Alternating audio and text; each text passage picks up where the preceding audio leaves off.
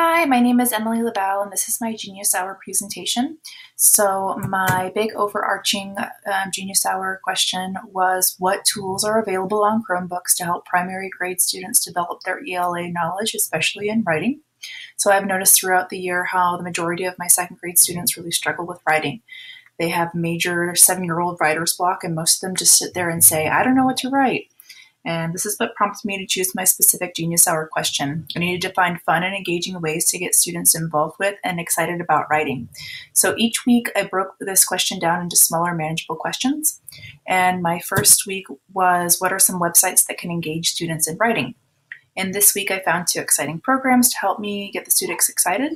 And the first one is Storybird. And Storybird is a website that you're all familiar with, and it uses artwork from illustrators from around the world to inspire students to write.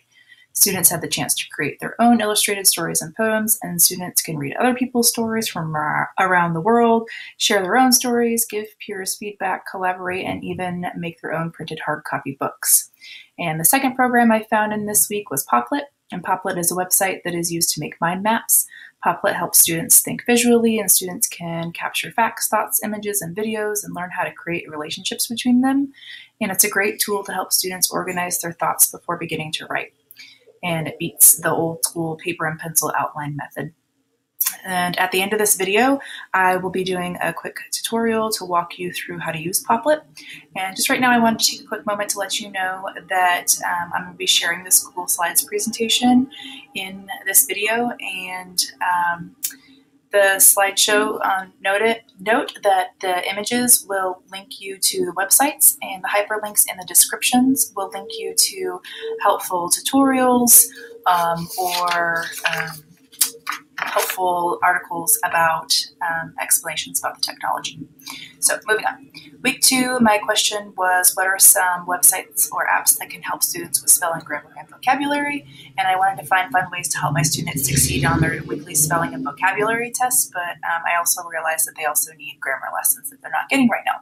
So the first one, Spelling City, has gamified the process of learning spelling and vocabulary words and has our ELA curriculum words built in, so it makes teachers set up quick and painless. I also wanted to focus on grammar, like I said, because my students aren't getting anything.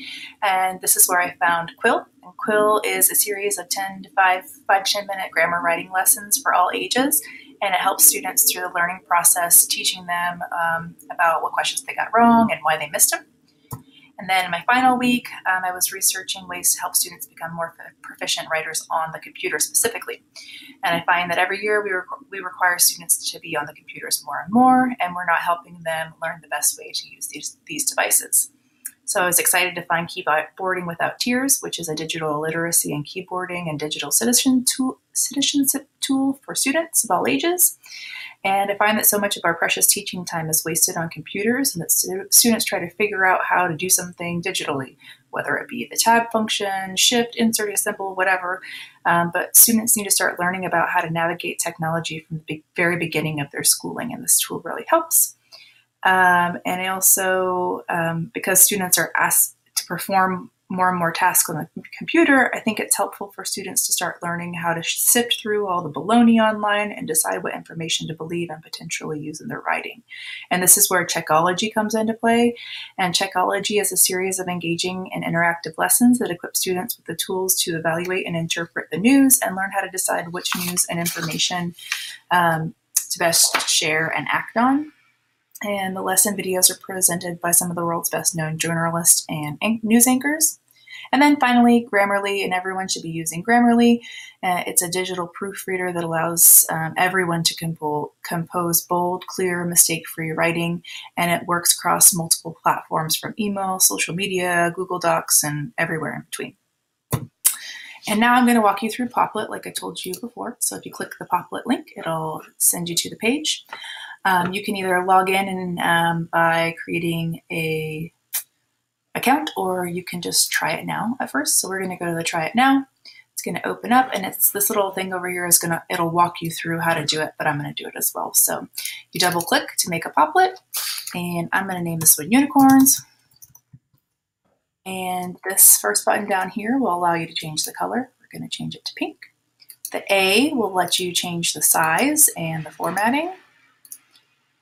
And the third one, you can draw on your Poplet, but I don't want to do that, so I'm going to clear my drawing. And the third one will allow you to insert a picture or a video. I'm going to insert a picture that I already have on my desktop. And it inserts it there. You can grab the triangles and resize your Poplet. And then to connect another Poplet, you just grab one of these gray squares, pull up, it starts another one, you type on that one. And then you can also insert videos from Vimeo, and it pulls up a search bar over here for Vimeo. I'm going to search unicorns and hit enter or search. And it's going to think for a second, and then I'll find the image or the video that I want. I'll drag it over to my Poplet. It's not going to insert into the same Poplet. It's going to create a new one, but I can just drag a little line here from the gray circle over into that one. There's a lot of different tools that you can use. I'm not going to be able to go through all of them, but they're all here in the little settings tab. But know that you can click on the gray area, move your Poplet around, and at any time you can click your Poplets and drag them around or link them together. So I hope this was helpful, and I will talk to you guys later.